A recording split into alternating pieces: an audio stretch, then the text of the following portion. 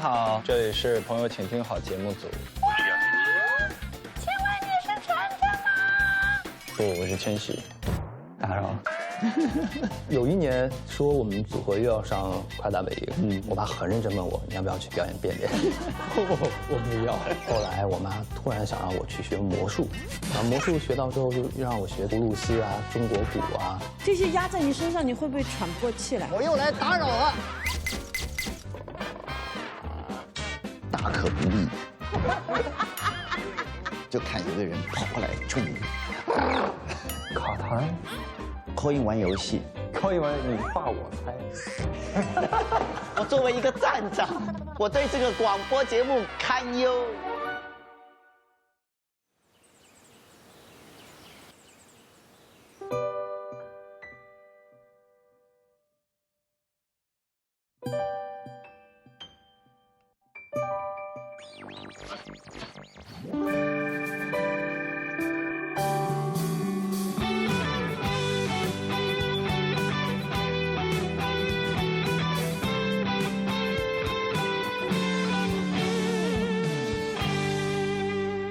朋友，请听好，京东一下没烦恼。本节目由边听边逛买到爽的京东独家冠名播出，满口松脆，好吃听得见。本节目由脆的召唤独角兽的可爱多冰淇淋赞助播出。有问题百度一下，权威搜索快速解答。本节目由搜索就用8亿人都在用的百度 APP 赞助播出。找工作上58同城，工作找得快，立马赚到钱。本节目由58同城赞助播出。脖子不舒服，用 SKG 颈椎按摩仪。本节目由众多明星正在用的 SKG 颈椎按摩仪赞助播出。招商银行 APP，1亿人的财富生活。本节目由听着就美好的招商银行 APP 赞助播出。加入芒果 TV 会员，每周3中午12点抢先看正片，每周5中午12点尊享 Plus 版。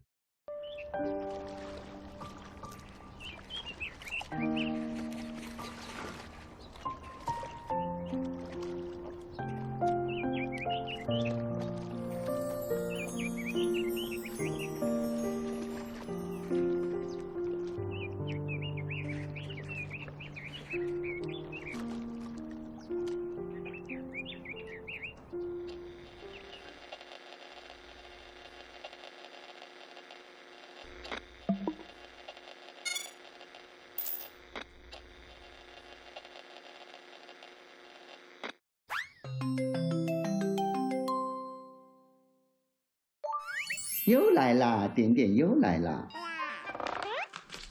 你读啊？是你要读吗？你一直拿屁屁对着镜头，你让观众到底要看什么？是看我的脸还是看你的屁屁呢？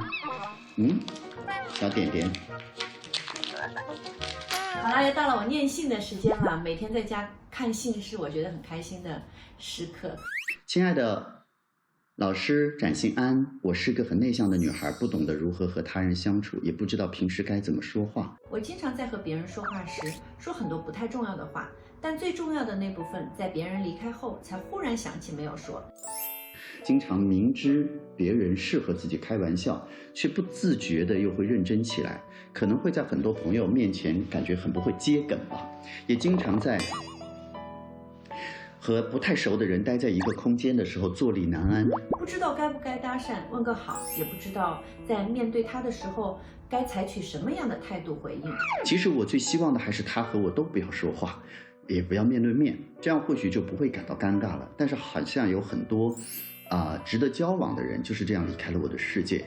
也好像有很多曾经玩得特别好的玩伴就是这样在我的人生中淡出了。他想要改善一下自己的个性上的一个，应该算是一个他自己觉得是一个小小的遗憾吧。话不用多，然后有的时候尴尬呢，不见得一定要去打破，你就打破了可能更尴尬。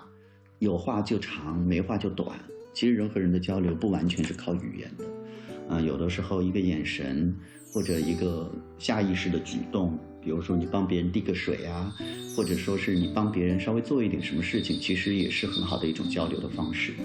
所以呢，我觉得以后你在跟别人交流的时候，先在心里先稍微想一想，比如说我这一次最重要的是要讲什么，你先把它讲了，然后就不会有这个遗憾了。还有一点呢，就是学着去找一个你能放松跟他聊天的朋友，就是从他那把你自己的话口打开，慢慢的享受跟别人交流的乐趣，然后慢慢的你就会开始可以跟第二个人比较流畅的聊天，第三个人、第四个人慢慢的开始。其实我身边也有内向的女孩，她们可能觉得那是一种安全感。我觉得你可以适当的去，跟你喜欢的朋友多多交流，可以适应那种交流的氛围，尝试一点点小小的改变，你会感觉到一些新的惊喜。对吗？台。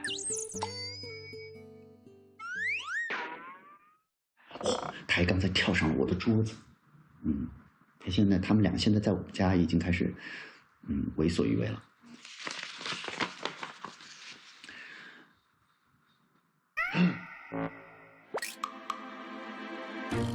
亲爱的小何，亲爱的可爱的娜姐，温柔的喜子哥，你们好，请你帮帮我吧，我该怎么样才能让我的男朋友不要再捡垃圾回来了？他特别爱捡一些明明没有用，他却觉得有用的东西回来。我们刚搬家的时候，他从出租屋搬回了一个巨大的箱子，里面装满了大大小小的塑料袋，各种款式、各种风格、各种颜色，大大小小的有200-300个。后来我打扫卫生看不过去了，我就给他扔了，他跟我生了好久的气。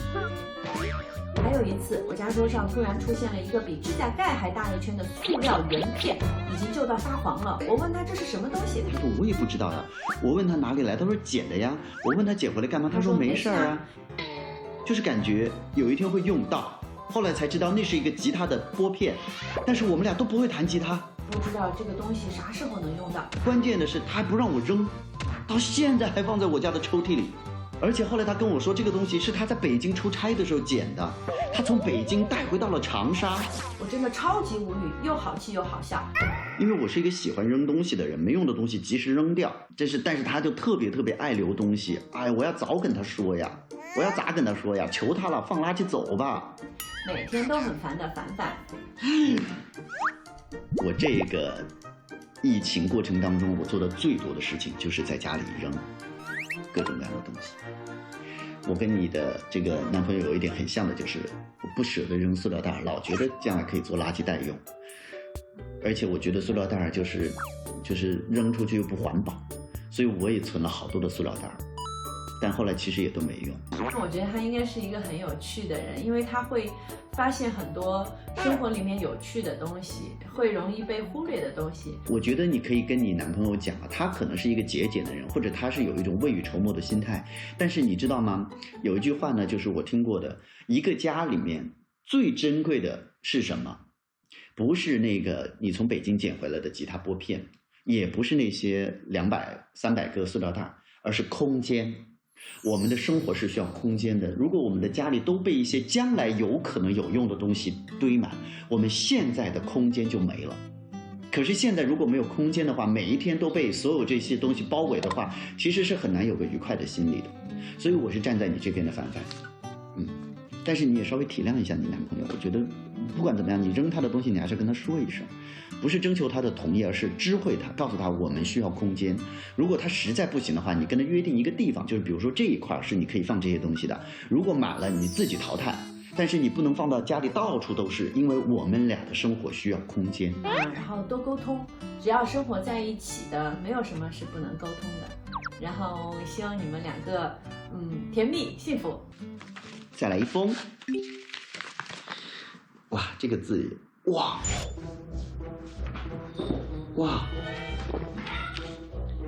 亲爱的何老师您好，我今年已经81岁了，退休前是一名国企职员，如今是一个越剧社的社长。其实我不会唱戏，因为喜欢听戏，所以退休后就天天往戏台子跑，久而久之大家都熟悉了。10几年来，社长这个身份实实在在成为我的第二职业。为了越剧社，我付出了大量的时间、精力和金钱。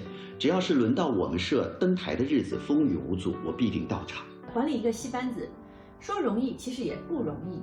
大到音响设备的检修使用，小到演出曲目的顺序排列，都是我要负责的事。若说是什么让我坚持了这么多年，大概还是心里的那份热爱。忙碌过后，能坐在舞台边听听戏，看看台下的观众陶醉在曲子里享受的表情，再开心不过了。儿女们呢也很支持我，他们觉得我找到了乐意去做的事，总比成天闷在家里好。但老伴儿有些始终不能理解。接手越剧社已经10几年，跟社员观众之间也有了默契，每天来回走动，让我感到了这个年纪腿脚也还灵活得很。我是真的很喜欢和享受这样的工作，也想叫上老伴儿一起。但每次看到他埋怨的眼神，我真的不知道如何招架，要怎么才能跟他沟通好，让他理解我呢？我真的念了这封信的时候，我特别有感触，因为我的爸爸呢，他现在也在我们老家的表哥艺术团，他也是团长。他跟您也有特别相似之处，就是只要是团里的事情，再小的事儿都是大事儿。他几乎所有的时间都会用在为团里做很多事情，就跟您写的这一样的。这个尺度容易把握不好，因为热爱和喜欢，然后责任，这是你们非常棒的一点，也是您非常棒的一点，也是我爸爸很棒的一点。但是有一点就是，完全投入的时候，就容易忽略到身边的老伴儿。那有一点好的就是，我爸爸就是带上我妈妈一起在团里跳舞呀，就是或者演出节目什么的，对于他们来说也是一种锻炼。那也有一个热爱的事情，那我是很支持的。我希望我爸爸，包括您这位应该是叔叔，在做团里的事情，像您说做社里的事情的时候，可以有更多的时间，或者是考虑到另外一半的感受，有更多的方法让您的老伴儿有参与感。这样的话，我相信你们也会一起锻炼，也会一起感受到那份快乐。我现在是要给一位81岁的爷爷支招，告诉他如何和奶奶沟通吗？压力好大。首先我觉得您能够有一个乐意去做的事情，而且做的是这么有意义的一件事情，真的非常非常为您骄傲。然后跟老伴儿的沟通，其实你们俩一定是有你们的秘密语言的，是我不懂的秘密语言的。我觉得老伴儿他其实不是阻挠您，他更多的是担心您。还有一点有可能就是觉得有一点小小的吃醋吧，就是您在外面的时间可能就没陪伴他，会不会有这种可能？很重要的就是您还是要让您的太太感受到您对她的爱和陪伴，就是让她知道那个越剧社只是你的第二爱，你第一爱的还是她，她就应该会比较的支持你了。我不知道我说的好不好，有点不好意思，希望能有点帮助。哈，我看完信了，点点。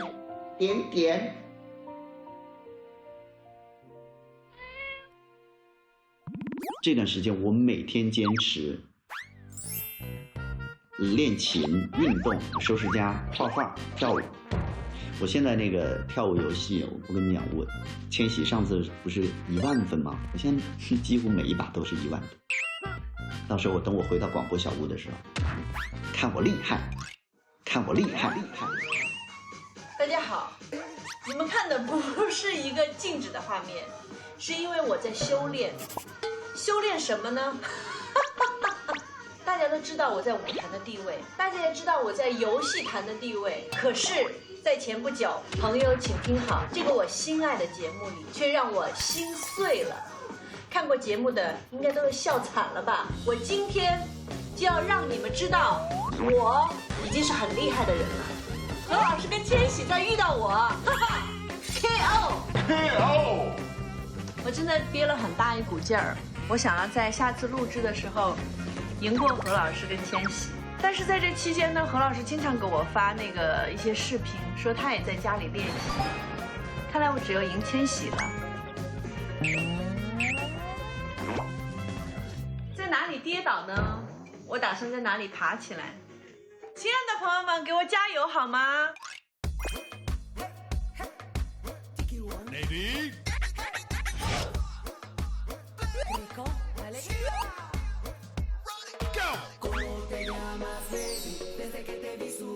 好轻松对，这就是我，走起来。呼呼吼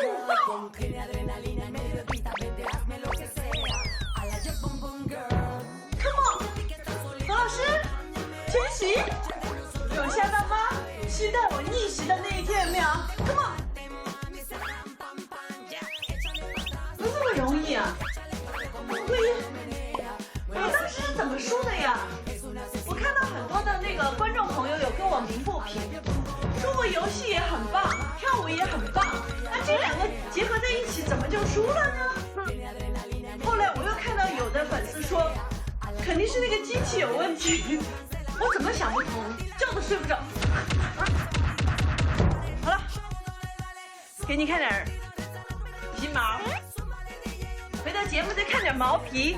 节目里见嘛，何老师，千玺。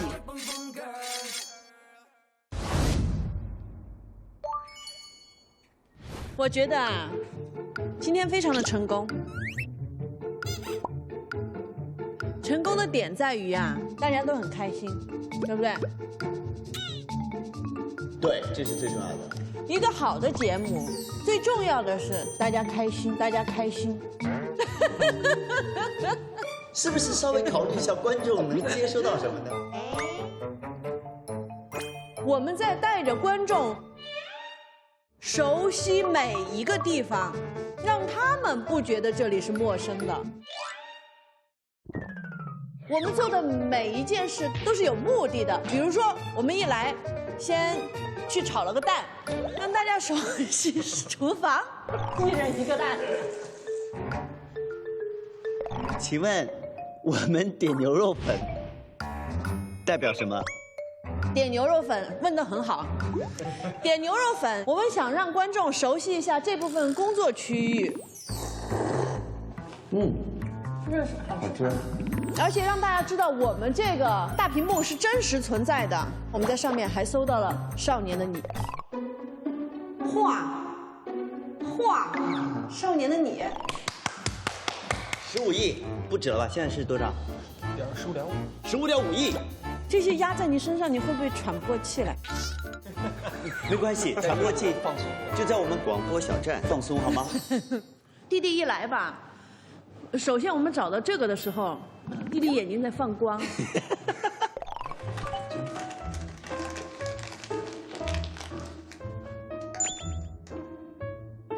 当我们发现冰箱里的3个蛋的时候，它又开始放光了。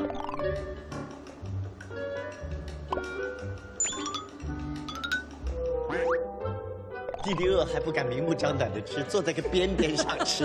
你坐着吃啊？哎，千玺，你怎么不坐垫子上？你坐在垫子旁边的。弟弟再饿吧，他都得用他的银针先探一下。他还没有喝奶的时候，这个先在奶里面泡了一下。他这点还是很那个。银针。因为晚上他要放到那个消毒柜里面消毒，第2天才能继续摊。然后弟弟吃完鸡蛋以后吧，我说还饿不饿啊？要不我们点点粉吧？弟弟眼睛又开始放光芒，然后开始点粉，点完粉以后坐在这儿吃，好吃吗？这可以，一直吃。我说要不你别吃了，待会儿还有火锅。他说很好吃。易烊千玺正是在我们节目里改成易饿千玺，很容易饿耶。之后2位朋友来了，剪彩、砍彩。姐，你为什么懂呀？那么小刀怎么砍得了？来，砍完彩以后干嘛？红红火火，一定这个时候要吃一个火锅。然后大家就聚在一起，开始，哎，切割的切割，洗割的洗割，刮的打打。刮的还可以。刮的非常好，刮的你知道吗？今天下午刮完以后，这片手臂明显粗一点。他刮完以后去吃饭的时候，我就觉得他是这样的。现在肌肉处于充血状态。哎。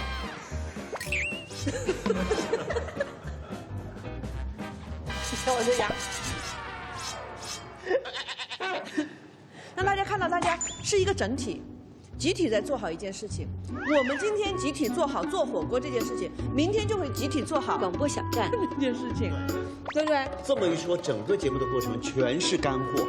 就是众人拾柴火焰高，聚是一团火，散是满天星，散是满天星。然后最后的结果是，就怕本季就是满天星，然后破折号散了。然后我们就开心总结了今天，对不对？好多人对我们的节目非常期待，我一直很期待。我前2天突然要开始录的时候，我突然有点慌乱了，我有点紧张了，因为我从来没有录过一个我要进去之前我啥都不知道的节目。我不知道会发生什么，不知道做什么，我不知道从哪里做起，我只知道我想做一个广播节目。我们做的这一切都是为节目服务的，是不是啊？对。明天吃啥呀？明天吃啥？嘿你找到一个真朋友，特别认真的问明天吃啥。声音虽小，声声入耳。您刚才说的是明天吃啥呀？要不今天就结在明天吃啥？听好的那个金，变成了一个起。朋友，请吃好。朋友，请听好，将是第2季的内容。这一季暂时临时改为朋友，请吃好。明天还是在这吃喝拉撒睡是吧？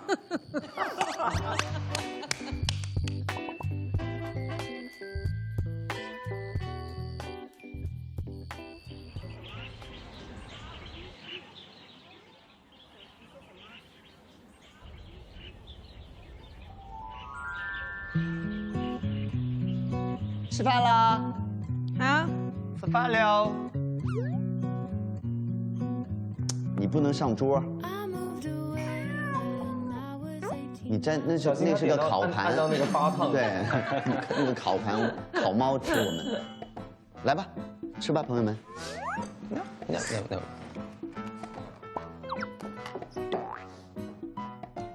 下去，点点下去。点点，你下来了，我给你关起来了，点点。对啊，你要这样的话给你关起来。点点，给你再数3下，我最后给你3下的机会，你不下去就关起来了啊。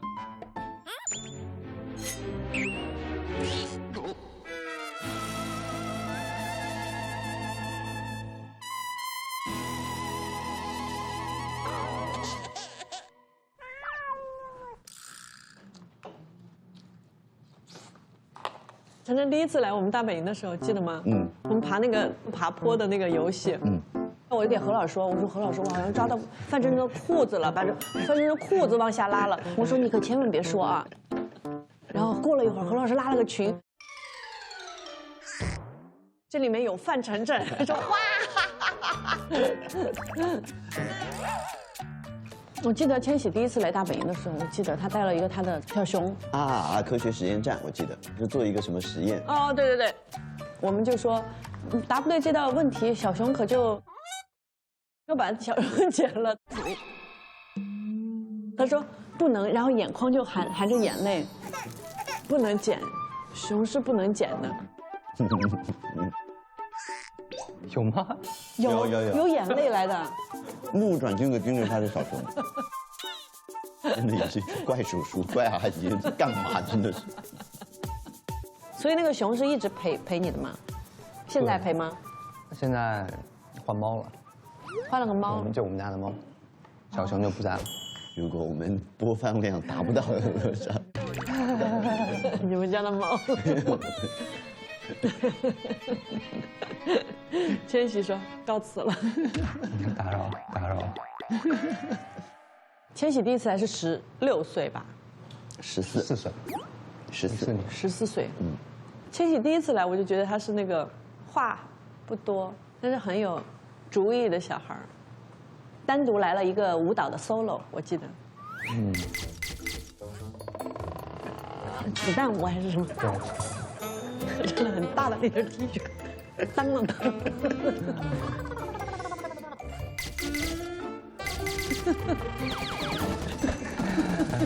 宋江舞那个。是不是仲夏我？对对你看我记得好清楚，多少年了？ 6年、 5年对5、6年、5年，对。时间好快，时间真的太快了，我的天！都快3点了。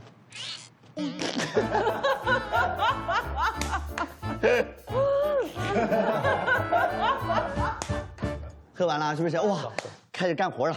哎，这边吧，坐沙发吧，好不好？因为先不用像开会那样。Come on， 来吧。几个事儿啊。首先第一个呢，我个人觉得，因为之前试播的时候，我们是等于是裸播的嘛，就是没有片头，然后也没有任何音乐的。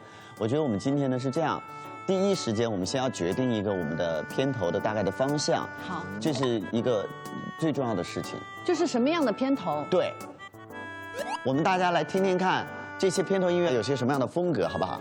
比如说啊，我现在有我们片头曲的那个伴奏。听着那个声音，每个人说几句，好不好？就是你们自己的感觉。亲爱的，睡了吗？之类的，差不多。 8点钟应该好多也没睡了，睡了怎么能听到我们节目？第一首，请听，待会儿要投票的啊。对，就是这个音乐声音，好好听啊！为什么单听这个音乐我就很想哭的感觉？我们还有吉他版。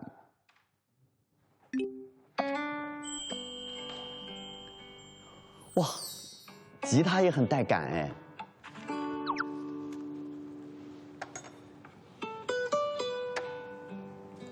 哇，朋友，请听好，你开始了是吗？你说好不好？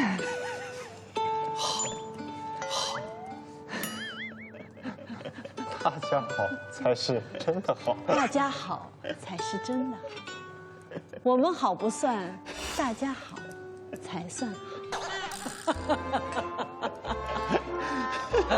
不是 slogan 啦，哎呀，说片头的话术。我们还有积极阳光的版本。 Hey man, hey man， 又到了一天我们跟大家见面的时候了。嘿，朋友，朋友，你来到这里来听我们的广播，我们心里非常的开。 Rock。What's up? What's up? 朋友，举起你的双手。今天你的蛋咸了吗？你的蛋咸了吗？今天你的面喝热牛奶了吗？咸不咸？喝热牛奶了吗？你今天的面咸不咸？喝热牛奶了吗？今天你喝热牛奶了吗？你的面加汤了吗？我又来打扰了啊！打扰了。我就这个了。可以，我就这个了。哎，我怎么觉得这个版本也很好啊？不一样的感觉，就是有一个明朗的开始。那我觉得有个明朗的开始。我觉得明朗的开始吧，因为开始的时候我们都会跟大家打招呼啊什么的，我觉得气氛好一点，然后到最后结束的时候可以有一点那种感动的，因为会跟大家聊一些事情。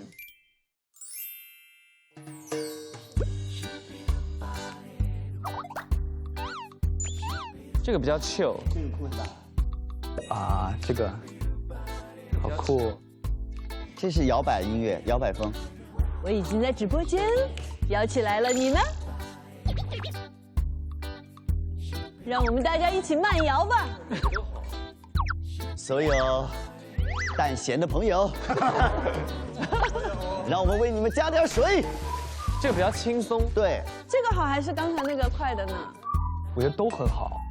你说那种很悲伤的那种，然后说一个很搞笑的。今天的蛋咸了吗？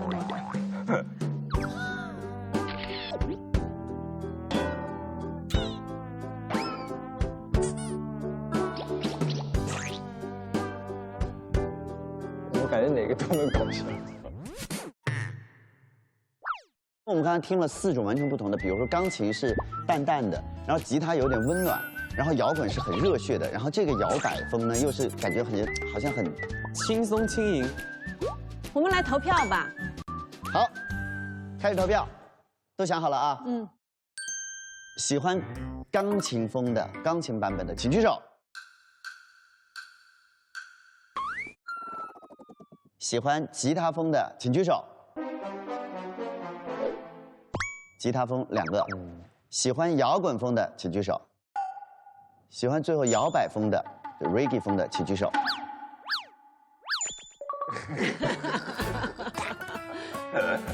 要不说是飞行呢。我要去做蛋，我要加盐。下来。加盐加盐，刚刚不够咸。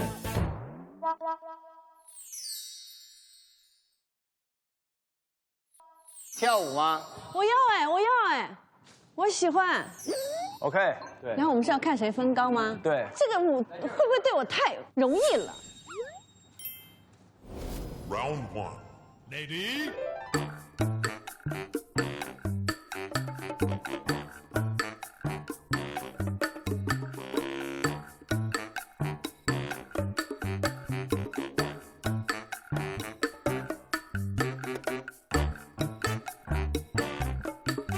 为什么跟我想象那种热舞的感觉不一样？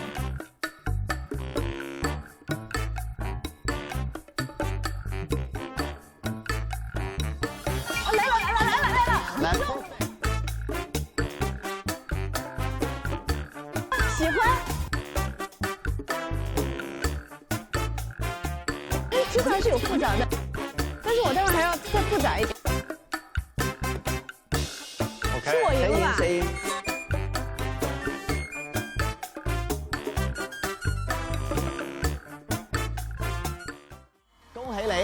我赢了吧？啊，好了，我是擂主了。谁来挑战我？下一个。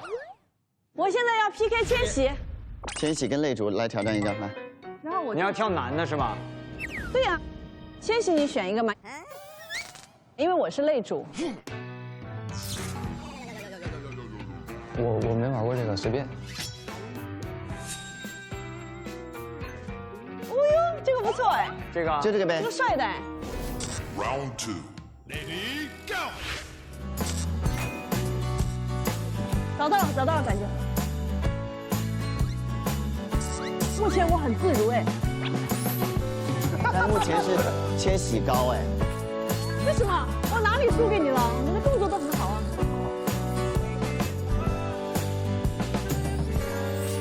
我觉得没有我卖力啊。其实动手就可以了。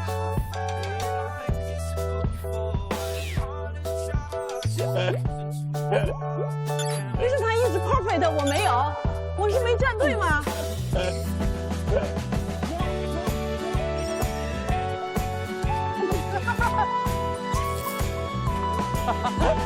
脸上表情要有一种不当回事儿的感觉，对，不要加油，娜娜。没了。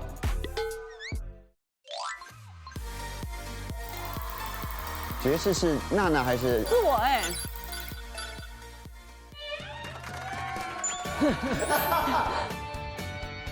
爵士是右边那个。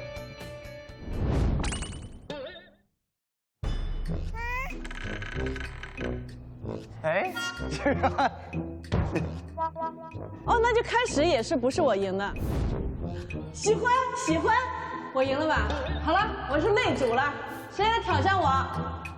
千玺，你选一个嘛，因为我是擂主。哦，真的是。娜娜实力演绎，什么叫越努力越心酸？对。这个舞会不会对我太容易了？因为我是擂主。找到了，感觉。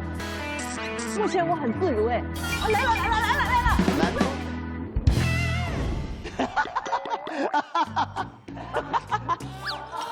刚才也是范丞丞赢的，不好意思打扰了。快，谁来挑战这个？何老师，我是真的不会。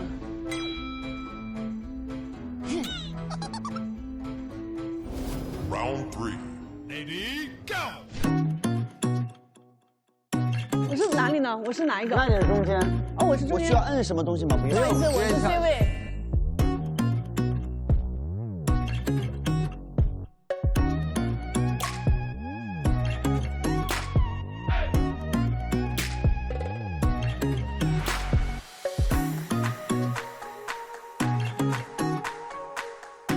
什么不能播的姿势跳？对，还有交换位置。我是哪一个？这不知道了。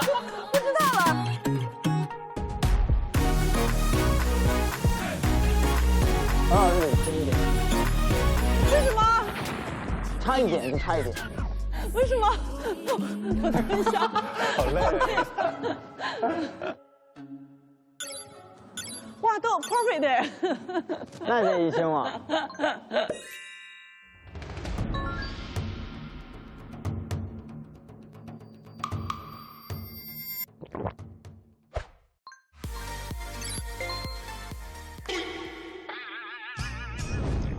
不好意思，我是 C 位，我是 C 位，C 位。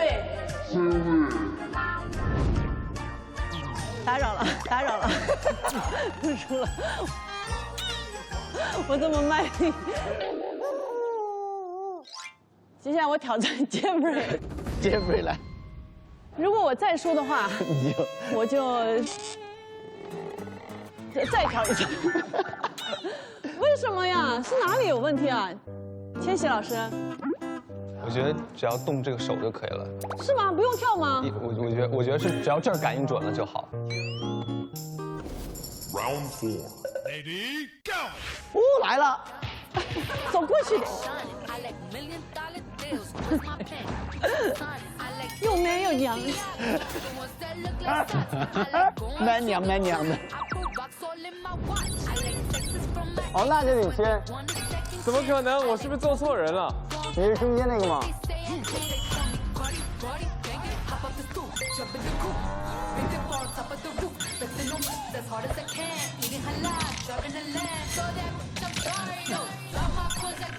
哦，这行了。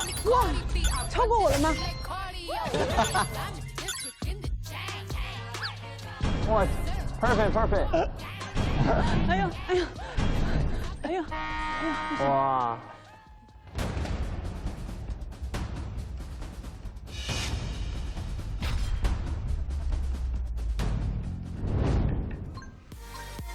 红色的是我是爵士。Jeffrey。Sorry。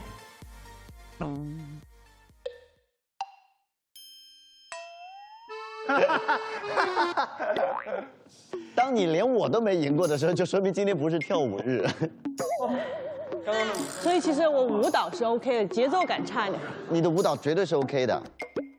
哎呀妈，累死我了！4把连输 ，OK。认了。但是我很喜欢这个动作，很喜欢这个动作。哎呀妈，累死我了！哎呀。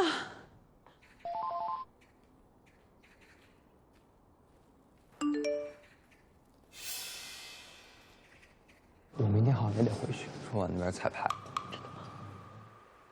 说我也得回去。但是如果我们明天要去的话，他是下午2点就开始啊。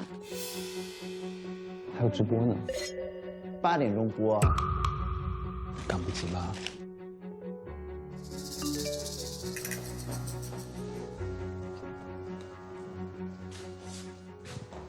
滴老师，我有个事儿，就是现在春晚那边彩排，我必须得回去，所以我今年可能挺为难的。说好的直播现在播不了了，做那个选择的时候其实是很难两全的。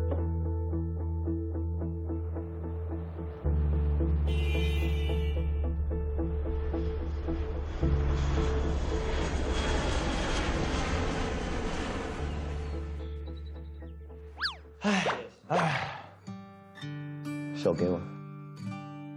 今天我们3个加油相依为命，好不好？好的。所以我们今天有什么任务？我们今天希望，就是你们2位到街头去收集一些真实的朋友们，面对面的跟我们分享他们的故事。那等于我们是去找人家聊天是吗？杰弗瑞，你喜欢跟人聊天吗？其实我很喜欢。我其实挺怕跟陌生人聊天的，但是我的工作就是跟陌生人聊天，所以就后来就好很多，而且后来觉得这个东西真的很重要。比如说你们今天到外面去的时候，如果有阿拉伯的朋友在那个你们的餐车附近，你们要去跟他们打招呼，你就要说 Assalamu alaikum。Assalamu alaikum。呀 ，Assalamu alaikum， kum。Assalamu alaikum。哭科乌哭kum。Assalamu alaikum。Assalamu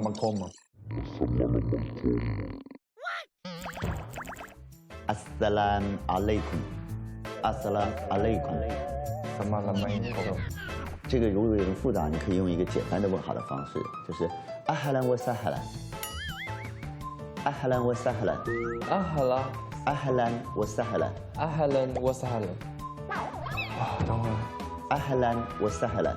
你要跟他说谢谢，你就说 shukran。shukran。非常好，100分 shukran。shukran。我感觉这比法语还难。阿拉伯语是最难的外语，它甚至跟中文不相上下。就是中文作为一门外国语的话，外国人学中文其实很不容易的。那你挑这个专业的原因是？就是学校来小语种提前招免试生，我还印象特别深，是我们张红老师去面试的我，就是阿拉伯语因为都不会嘛，他就会说一些他觉得很复杂的音，让我们来那个模仿，就看你有没有那个语言的模仿能力。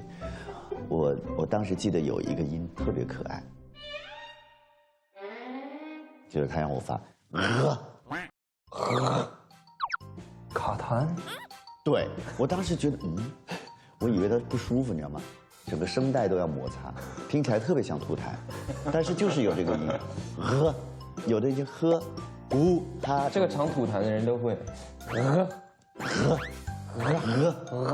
还问你会不会那个小舌音，就是，这我会，来。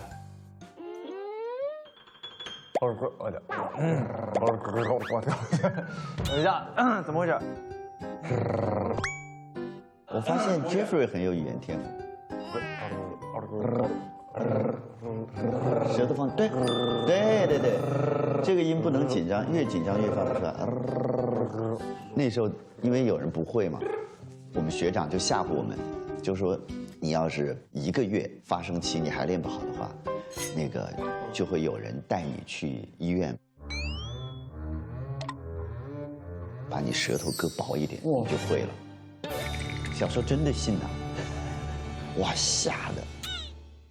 我们当时我们班上有一个女同学，长得特好看，然后特文静那种，平时都是那样。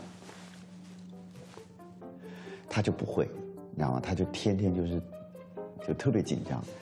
我记得当时是我们军训马上就要开始了，所有同学在排队领那个马扎，就是那种行军装备的那小马扎，然后突然就听到队伍最后面就一声尖叫，就是那个女孩发出来的，把她的然后就看有个人跑过来冲你，他会了，他会了，你知道他突然会了，就是那种玉女突然变小野兽，想着我终于不用割舌头了。对，太开心了，就真的太开心，我们所有人都为他高兴。他是我们班最后一个学会的。那个时候只要是排队在食堂，都能知道后面是不是阿育系的学生，因为阿育系的学生就是端着碗在那排队吧，每个人都是在。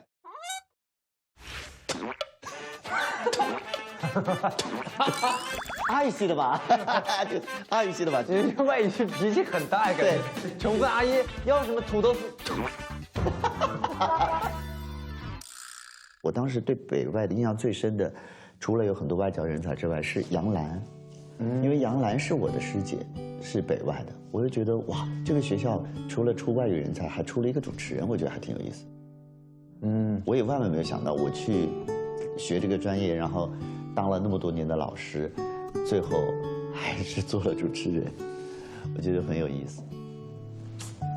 我当时去北外之前，我就已经在湖南的这边的经济广播电台实习了2年。啊，我们那个时候是中学生，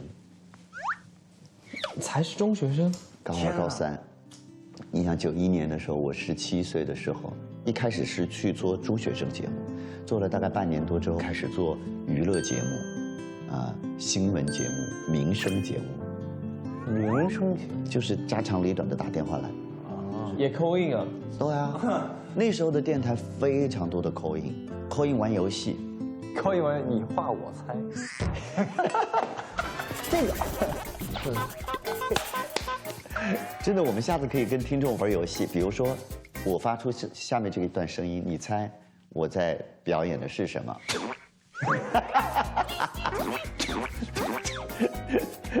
他一定猜不到我在练习阿拉伯语的大舌音。所以后来到了北京之后，就继续在别的电台做节目，每次都是下了课之后就自己坐车，周末的时候，好幸福。真好，人生好精彩。其实我那时候才大2，已经开始就是跟我讲就业的压力啊，然后什么恋爱的问题啊。因为他以为我是个大人，但是没有想到我还没毕业。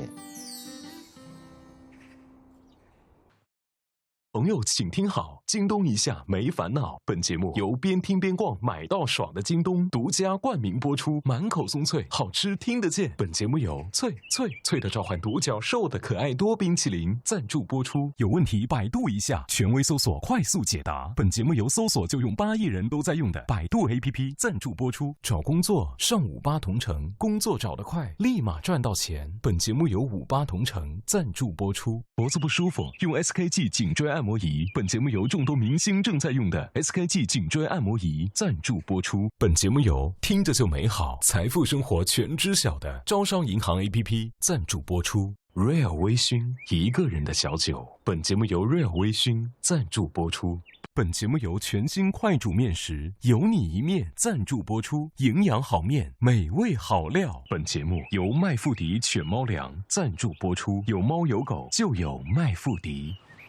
好羊奶选蓝河。本节目由新西兰原罐出品的蓝河羊奶粉赞助播出。每周2中午12点，朋友请吃好；每周6中午12点，喵喵请听好；每周日中午12点，朋友请直播。更多完整内容尽在会员版。下载8亿用户都在用的网易云音乐，畅听节目独家音频。吃好了吗？吃好了，煮奶茶吧。煮茶，煮10到15分钟。我倒奶了，何老师。好棒啊！原来我也是会做奶茶的人了。我们3个真的太棒了。先坐好吧。我朋友请听好了。然后故事奶茶，啊，好可爱，喜欢。哇，这个东西太笨重了。送去上学的感觉。考个好成绩回来呀。好的，爸。拜拜。拜拜。看我的表情多复杂。你们是最棒的，加油喽！加油！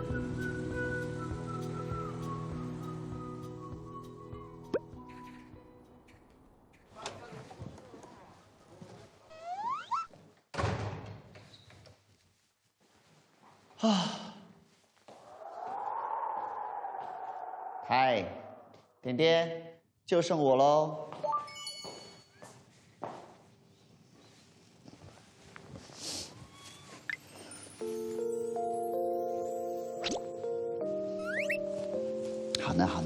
好的，有你们陪我，知道。是谁站在马路正中间回头望？莫非是一个叫点点的小女孩？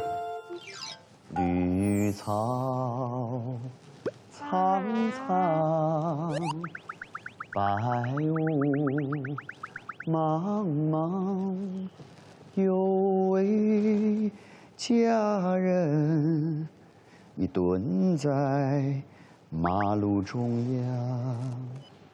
有一天，我在屋里玩，突然看到了一个可爱多。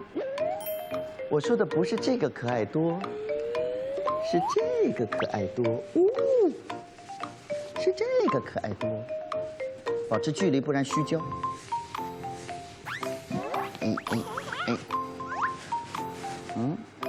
是不是啊？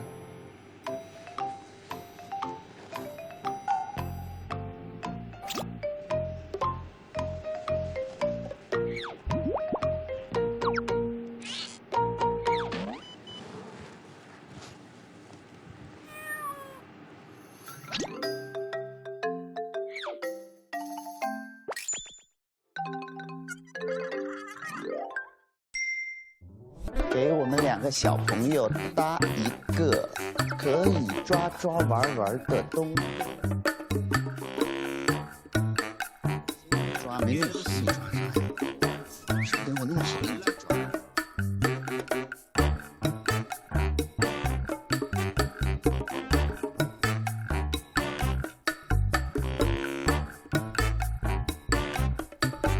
好棒啊，点。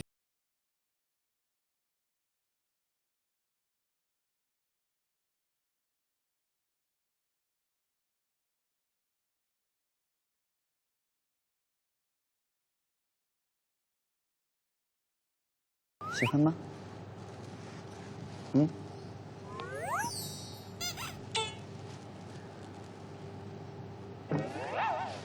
哦，怎么呢？什么意思？还是我好玩是吧？哎呦，还是我好玩是吧？阿台。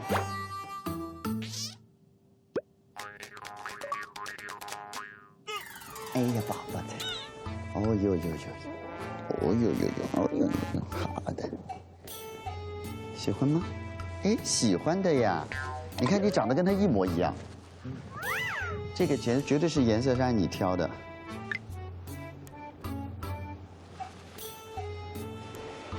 抬，喵，抬喵，台姐。不给脸是不是？不给正脸是不是？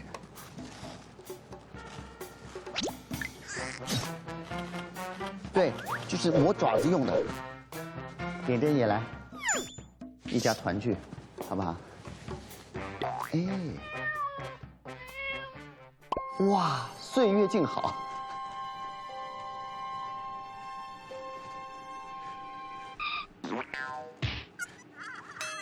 再玩会儿，卡屁股，有一个小朋友卡住了，卡住了，不是说好的猫是液体吗？你走啊，你就那么爱玩纸袋对吧？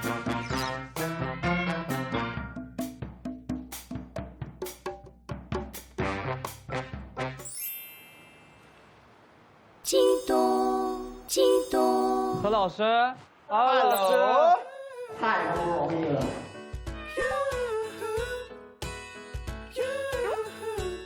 何老师，大姐，辛苦了，辛苦娜姐，辛苦了。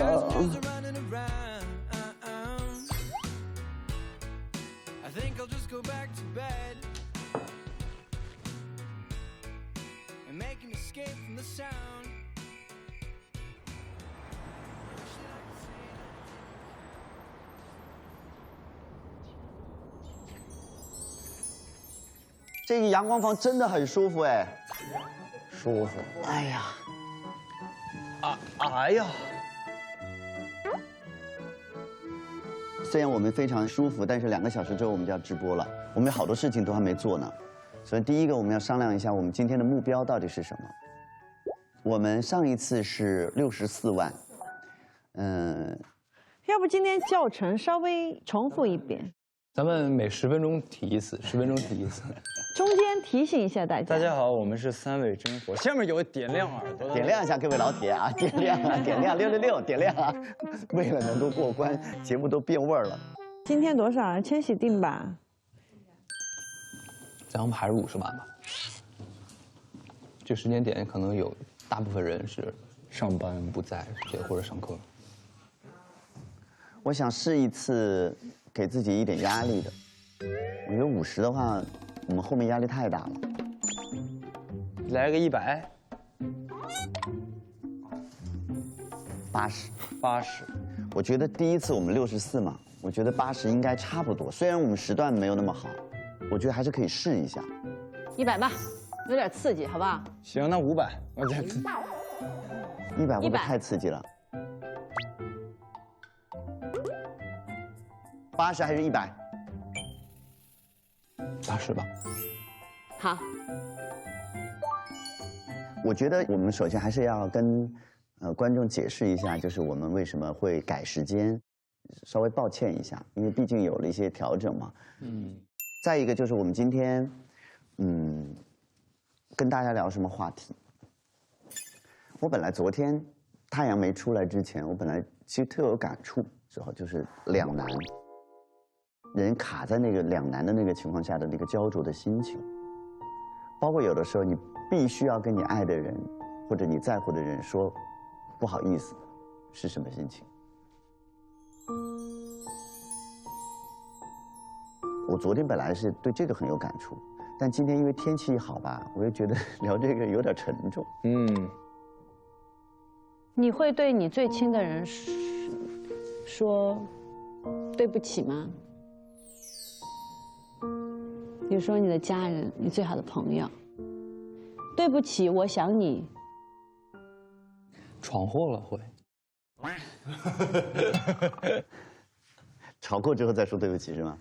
对。但正常情感输出的话，一般很少说。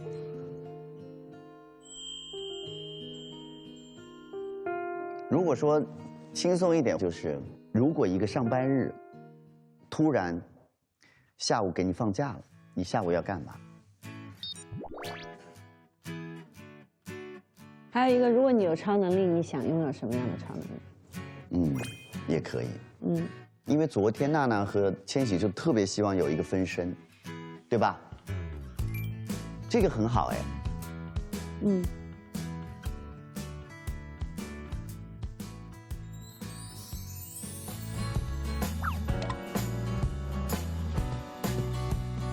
今天信特别多。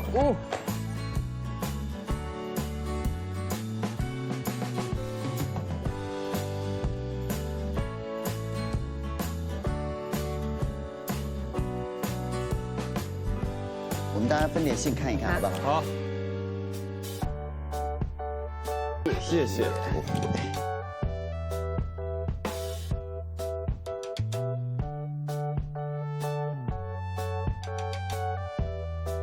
好精致哦！第一次看到这种拉链带。娜姐03个。可爱。把何老师画的好胖啊！好可爱。这个好可爱啊，这个幸福。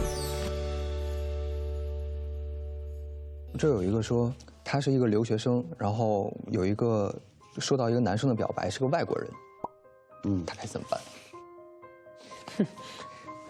很可爱。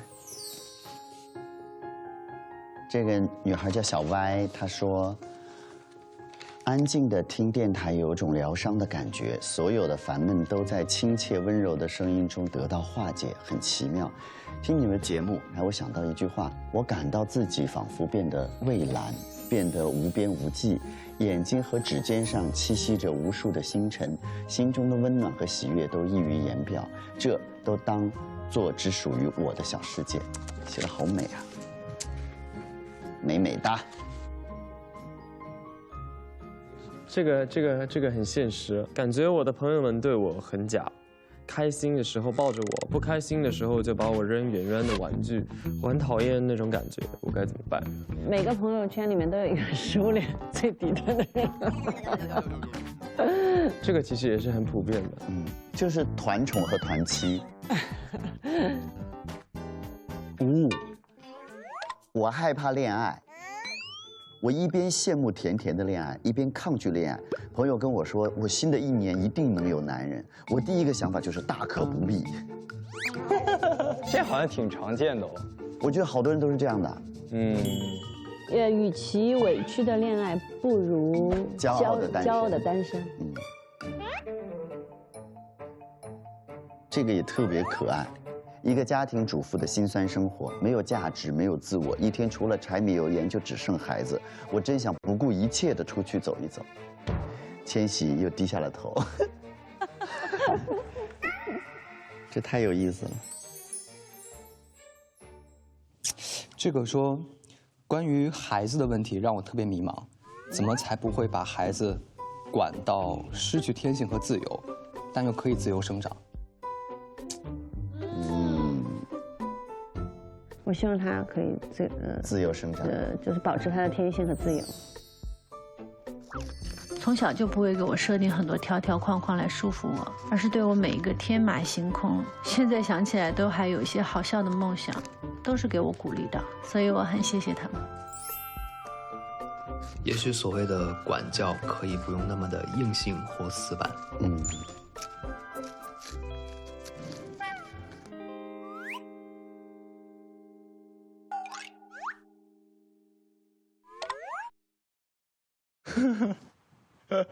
好精彩啊！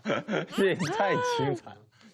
这个是，亲爱节目组老师们，我最近有个烦恼，有一个小我11岁的男孩子追我，我不知道该不该跟他在一起。我31岁，我有个弟弟，今年20岁。暑假的时候，我妈嫌他在家打游戏无所事事，就让他来我们公司实习。我弟弟来了1周后，把他大学最好的朋友也介绍进来实习了。9月底，我收到他的告白短信，虽然没有接受，但我动摇了。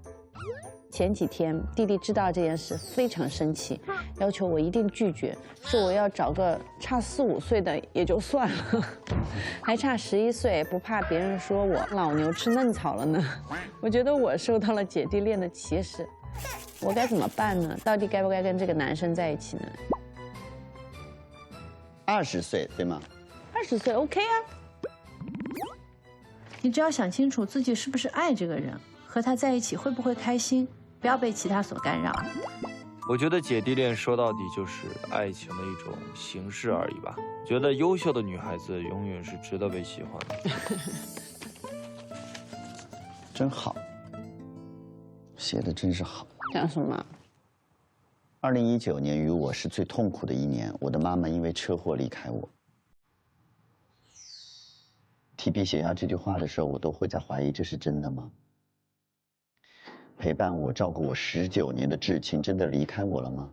家里每个角落都是她的痕迹，她的牙刷还在梳洗台，她做的油泼辣子还在厨房，被她细心照料过的花草还在阳台。一切都跟以前一样，只是少了她。写得好好。曾经最平凡的幸福我也不能拥有，我想吃妈妈做的炒茄子和小笼包，想让她看着我找到一生相伴的那个她，但这些通通都不能实现，也时常会梦到她。我忘不了她在梦里含着泪对我说：“妈妈明年一定回来。”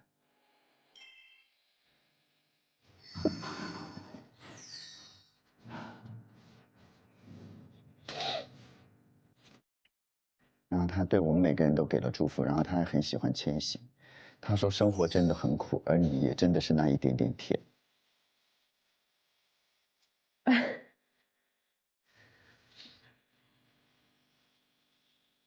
我在想，我们是不是可以发一段话给他加油，然后就告诉他生活确实很苦，但是也不止那么一点点甜。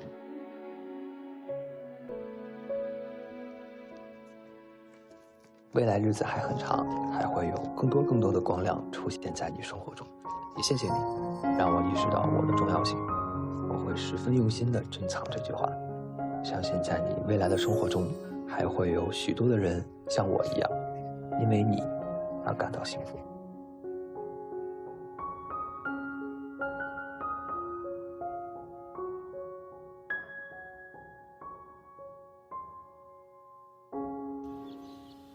现在我们进播音室，然后我们大家来整理一下和排一下，好不好？好，10分钟啊。好。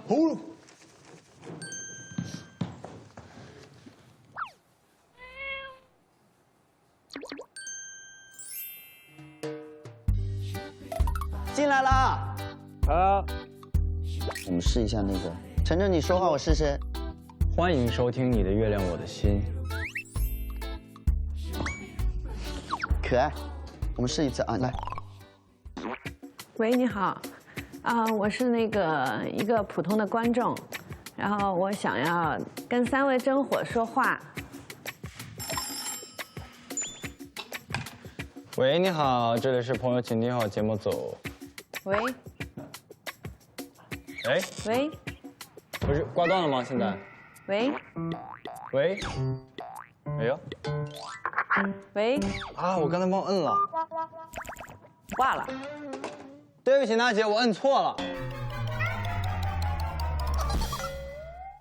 没事没事，我再拨一个。喂，你好，这里是朋友请听好节目组。请问你是晨晨吗？不，我是千玺。哇！请问你是千玺吗？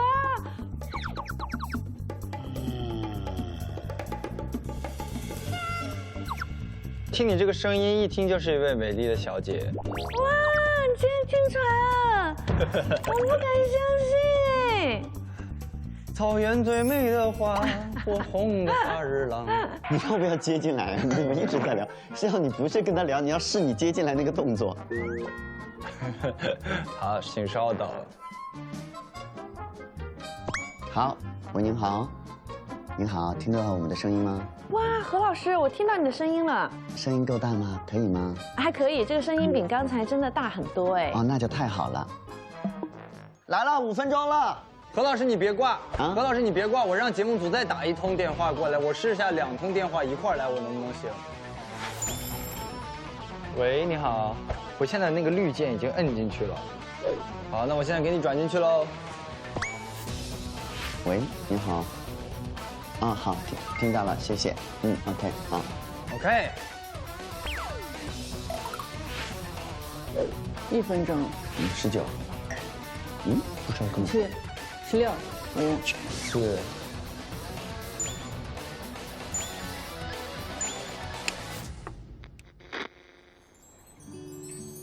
朋友请听好，京东一下没烦恼。本节目是由边听边逛买到爽的京东独家冠名播出。打开京东 APP， 搜索“朋友请听好”，获取连线机会以及惊喜好礼。我们今天来回答大家跟我们分享的一些有趣的问题。首先，程程手里有一个，我们来听听看是什么问题。我这里有一个朋友叫一个气球，然后他分享的这个问题是：拖延症患者晚期。不会合理规划时间，所有的计划总是一拖再拖。2020年的愿望是把2019年关于2018年的、2017年没有完成的、2016年准备在2015年完成的计划给完成了，我会实现吗？活得长，急得久。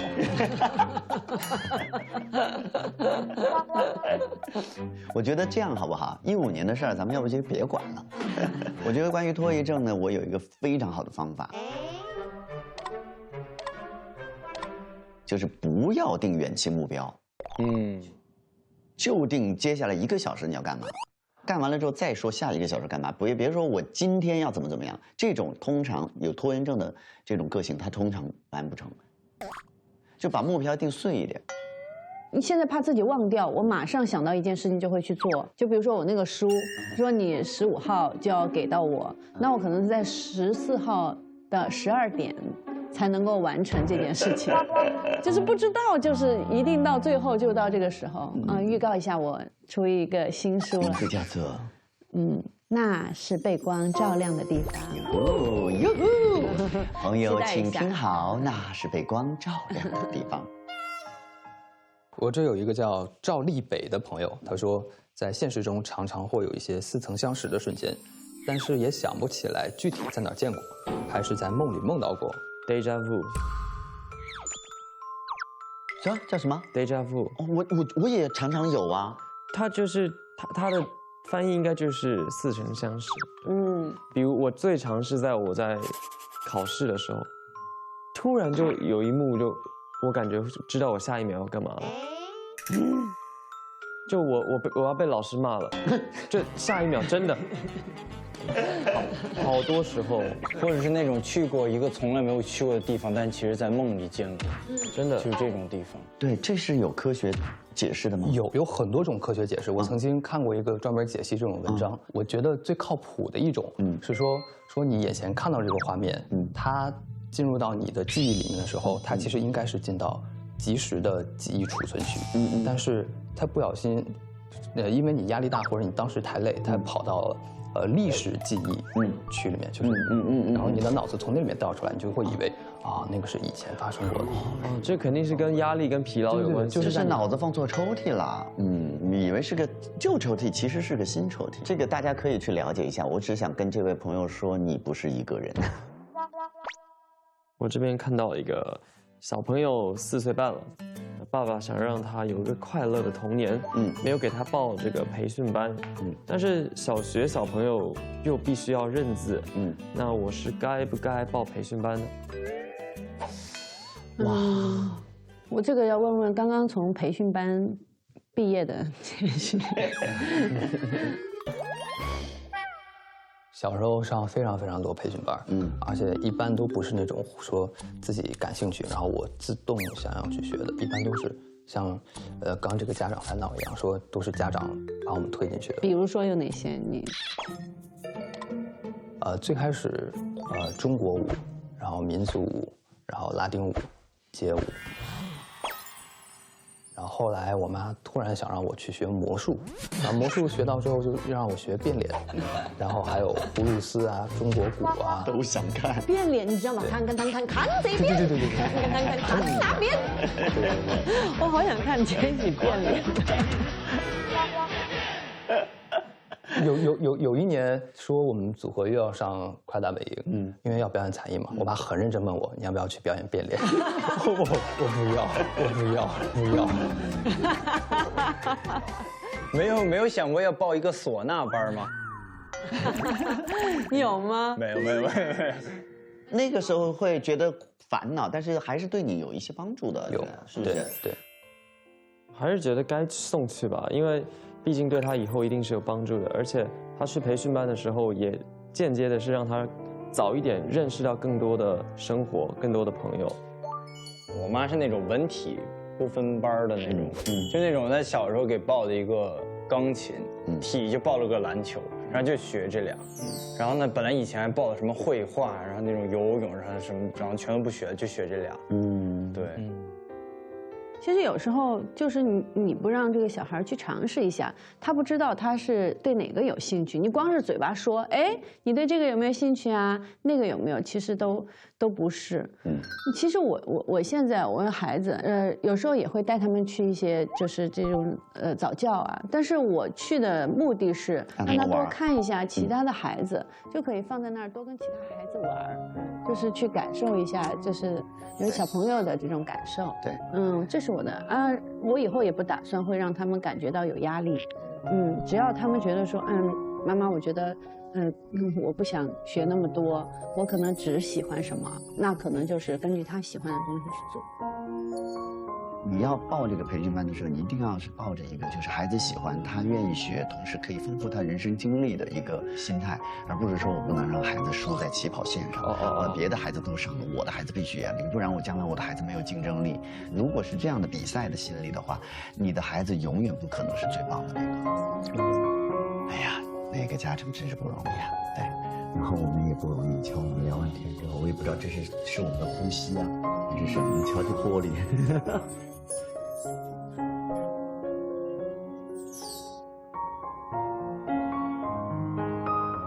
好了，今天播到这儿啦，谢谢大家，谢谢大家，辛苦了大家。下一次谢谢程程，谢谢 Jeffrey， 谢谢，辛苦了，谢谢。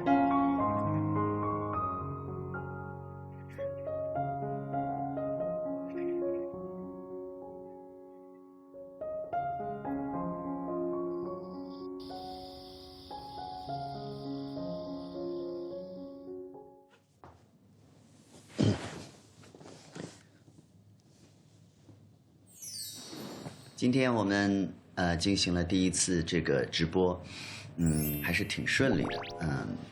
我刚才还在想，我说是我们真的有能力，还是我们就是很幸运？因为其实要做一件这样的事情，还是挺有挑战的。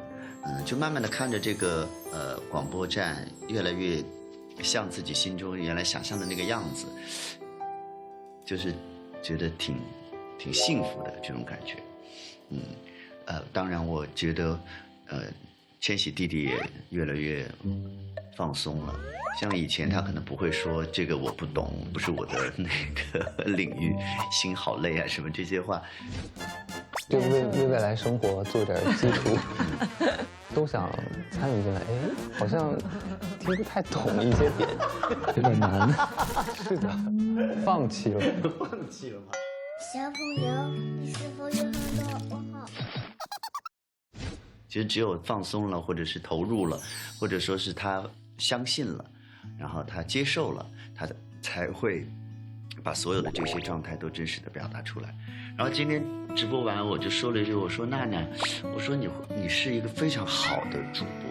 我觉得娜娜有一个很大的优点，就是她可以在大家交流的时候保证一个非常平稳的心态，她能够有个稳定的输出，而且其实这么多年的成长，我觉得娜娜现在的这个世界观呀，然后包括对生活的态度，我觉得其实是还挺有见地的。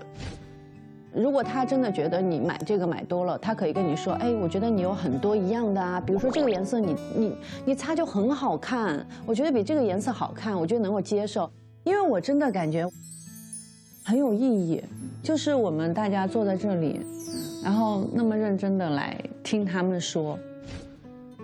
另外，我们程程呢，程程是明显的看到肉眼可见的，从开始的紧张到后面的放松，然后他有很多很逗的梗。8点钟，打扰了。没事，兄弟，你可以问他，你有女朋友，你直接反问他，对吧？而贴标签，感觉那个东西就是说，快吃它。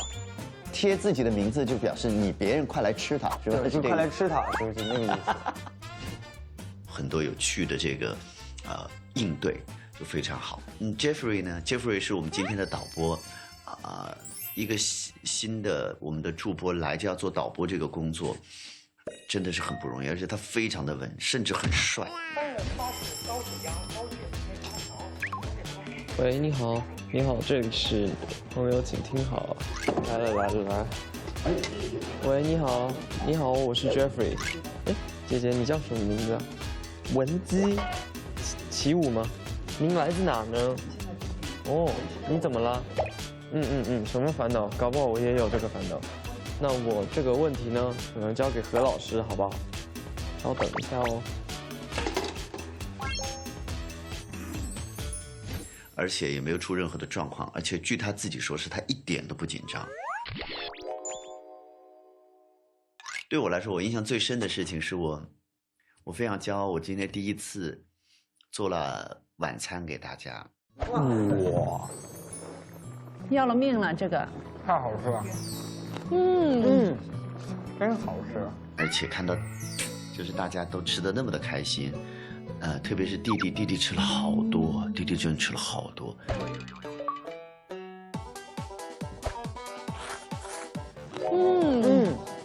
真好吃。完全没有人说话也是醉了。哪里有时间？太好吃了。觉得我做的真的可能挺好吃的，所以我想这对我来说是一个非常大的成就感，因为是我第一次嘛，能够有这么好的反应，我觉得我自己特别骄傲。当然另外还有一个骄傲就是我跳舞2次都赢了娜娜。Round 1。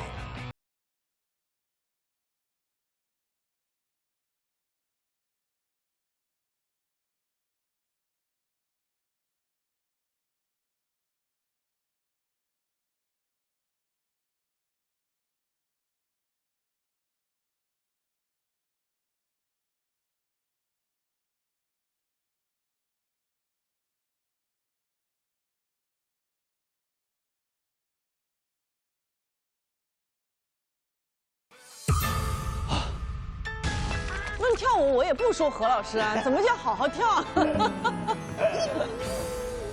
要。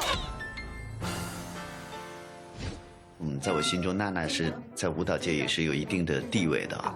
那没有想到我2次都赢了她，我觉得我可能很适合在游戏厅里面跳舞，用游戏机跳舞。也希望后面的直播也可以非常顺利吧。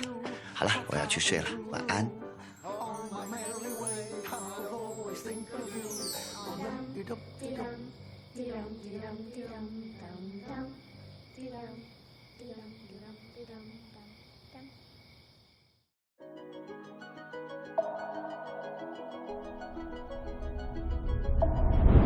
我们回来了，回来了，点点阿泰，嗨，点点，大猫咪了吗？有一个模特步，当当当，穿一个春天感的小花花。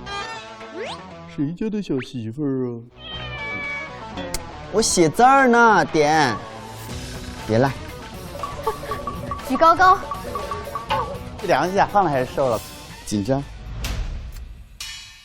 60了，胖了10几，头发多了，头大了。别挡住姐姐那个指数。弟弟，这是姐姐的心。还有这个，哦，是龙啊，长胖了。这边脸胖了，嘴角发乌是中毒了吗？你这样很过分。我这有个痘痘，就帮我这块打个码吧。我那一集跳舞的时候输给了他们4个男生，艺人装置导师，你觉得我输在哪里呢？感觉吧。哇，整个人的舞感不对。霸王龙、万龙，妈妈来一个雀蛋。哇，好多信。今天网课截到了用我上课截图的表情包，当我做箭步蹲的时候配文找我办卡。杰哥有没有送过奇葩的礼物？我送过他奇葩礼物，1比1的圣斗士星矢那个油球直接打开，是奶奶，我最大的遗憾是你的遗憾与我有关。那年在你的葬礼结束2天后，在你的床板底下找到新旧不一的8000块钱，看这个数目应该是你留给我的嫁妆。总以为时间还很多，太多的话还没说，你就匆匆的走了。他在情人节写的，特别难受。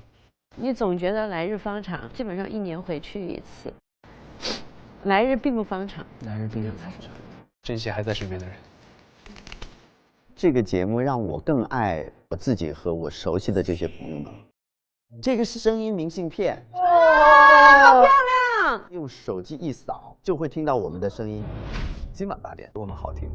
今晚8点就要直播了，压力好大。定一个我们今天的主题，春天还远吗？很好哎。谁导播呀？石头剪刀布。怕什么来什么。龙龙、星辰是负责把音乐做出来。再给你们15分钟，我要开始试音。好紧张啊！是不是马上就要试麦了？能结束吗？哎，我这不行哎，我这音乐没声音哎。啊！完了，我也不太会。喂，你好，我帮你转接一下。哎，你好。我要摁那个转主播，是不是要等你接了？你要问什么？就是他接了之后，我才能摁不是，这个。就是他 OK 了，你就摁转主播。你好。喂，你好，哎呀，何老师吗？哎，你好。你今天穿的深蓝色牛仔衣挺好看的。你的电台是可视的吗？上微博搜索“朋友请听好”话题词，和嘉宾一起为听众答疑解惑。感谢特别合作媒体微博台网、微博综艺首席合作新闻媒体新浪娱乐、新浪新闻客户端战略移动资讯平台网易新闻、网易娱乐、网易号。感谢独家知识短视频合作平台秒懂百科。秒懂百科，世界如此简单。新闻客户端平台界面新闻、凤凰新闻、1点资讯、萨卡尔。特别合作平台 UC 浏览器、夸克 APP、陌陌。WiFi 万能钥匙、闪萌、有道云笔记。电台合作975摩登音乐台106.7石家庄音乐广播。感谢网媒支持：凤凰娱乐、搜狐娱乐、新华网、中国青年网、中新网、北新网、环球网、国际在线、中国网、千龙网、粉丝网、中国娱乐网、360娱乐、猫扑娱乐、红网、华声在线、新浪湖南、大香网、大众网。一路走回家。说车站风好大，说喜欢那个他，说奶奶的手帕藏着给你的糖，说深夜路灯下你